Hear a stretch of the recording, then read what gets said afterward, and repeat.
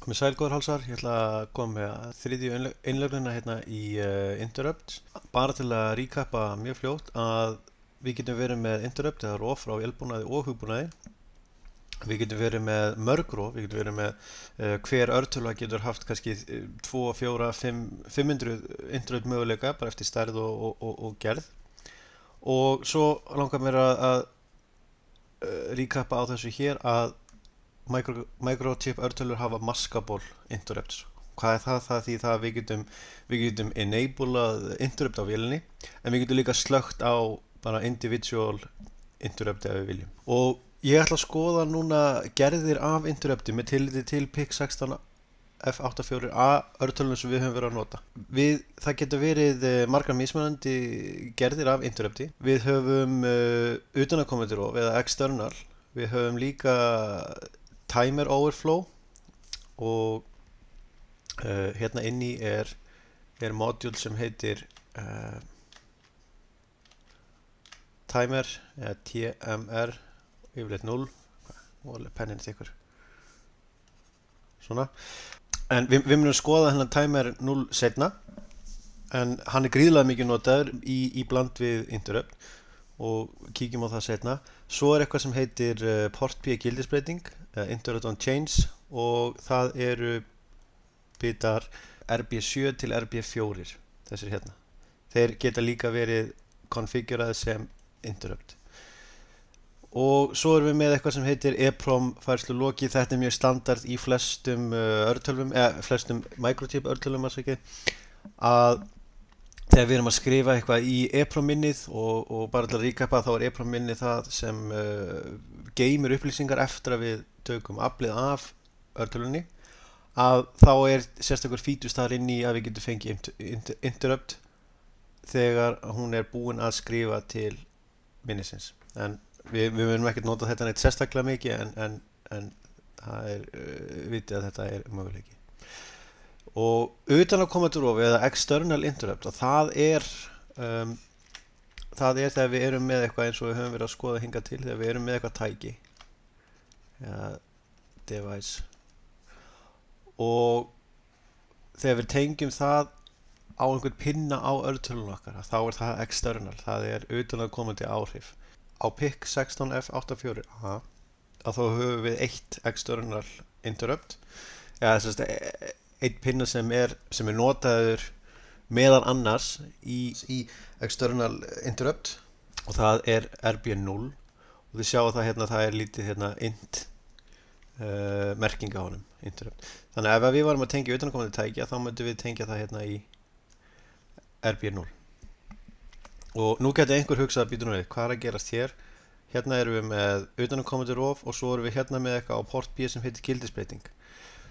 Tölum aðeins port B á gildisbreytingum að við getum stilt RB7, RB6, RB5 og RB4 sem interrupt og það heitir interrupt on change. Það er þegar pinnarnir breytast frá 0 og upp í high, þegar þeir eru kannski 0 og það er einhver breyting, það kemur eitthvað input sem er high, 5 volt, að þá getum við fengið interrupt það ef við viljum.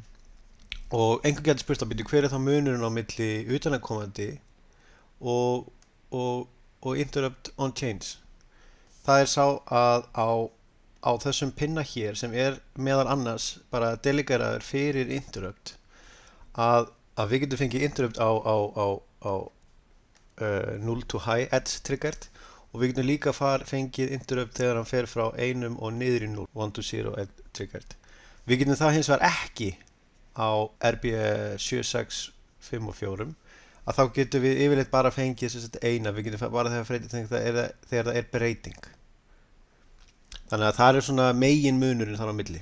Ok, við erum með þessi á okkar PIC16 F84A að þá erum við með þessar 4 mögulegar sources í rauninni af interruptum. Það getur verið utanaðkomandi, það getur verið innbyggt úr timer overflow og við getum verið með einhverja gildisbreytinga á B-portinu og svo getum við fengið interrupt ef við erum að skrifa til EEPROM minnið og við erum búin að skrifa, þá getum við fengið indicator það sem búið. Við skulum halda áfram og við skulum skoða hvaða verkfæri og tól við höfum til að stjórna þessum rofum eða interrupts í örtölunum okkar og stækka þetta örlítið, að það er fyrst og fremst þessi register hér, eða Intcon registerin. Þetta hérna er í 99,999% af öllum microchip örtölum, þessi register, og með yfir þessu nafni. Að þetta er það sem enablar interruptin, þetta er það sem heldur utan mörg af flöggunum og svo framvegis. Og þetta hérna er í nánast öllum örtölum. Skiptir ekki máli þó að við sem er mjög low-end örtölvu, mjög litla örtölvu, að það er yfirleitt boðið upp á allavega eina interrupt source í henni. Svo erum við með Option register og hann er nú ekki droslega stórt hlutverk, en eins og ég sagði áðan að þegar við erum með external interrupt og það var á bita RB0 eða int, og ég talaði áðan að við getum triggerað interruptið bæði frá einhverju svona edge level trigger þegar hann er að fara frá 0 upp í 1 og þegar hann er að fara frá og þegar hann er að fara frá 1 og niður í 0. Þannig að það er stilt í option register og það er eina hans hlutverk í mörgum örtölum eða með tilliti til interruptions. Svo erum við með þessa hérna registera hér og ég ætla að taka fram að þeir eru ekki í PIC16F84A örtölunum sem við erum að nota, en þeir eru mjög algengir í örtölunum þegar við förum í stærri örtölur, þannig að það er alveg verðt að skoða þá, og þetta eru registerar sem halda utanum enable flöggin í rauninni fyrir jaðartækin eða ákveðna fítusa.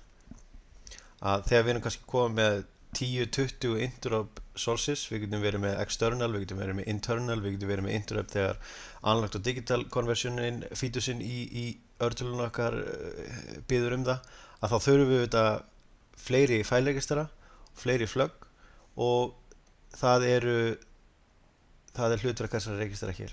En bara minna á aftur að þeir eru ekki í 16F84A.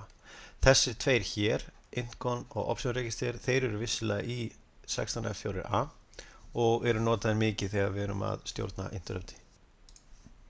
Og við skulum halda áfram og skoðum Intcon registerinn, þar sem hann er register sem er alveg 100% delegeraður bara í interrupt, og byrjum á því að skoða bara bita 0, Global Interrupt Enable bit, að þetta hérna er í rauninni bara það sem kveikir á enableunum í örtölunni. Ef að þessi hérna er 0, að þá eru allt sem heitir interrupt að það er bara disabled, sama hvort það sé frá external eða internal eða hvað það er. Og við sjáum að það er í rauninni bara tvær megin aðgerðir hérna.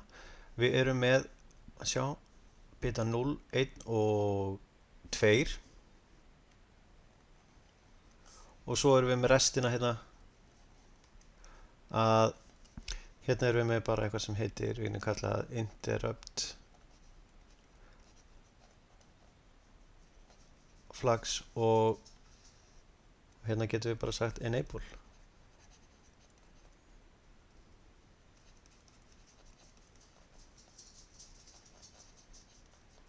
Svona.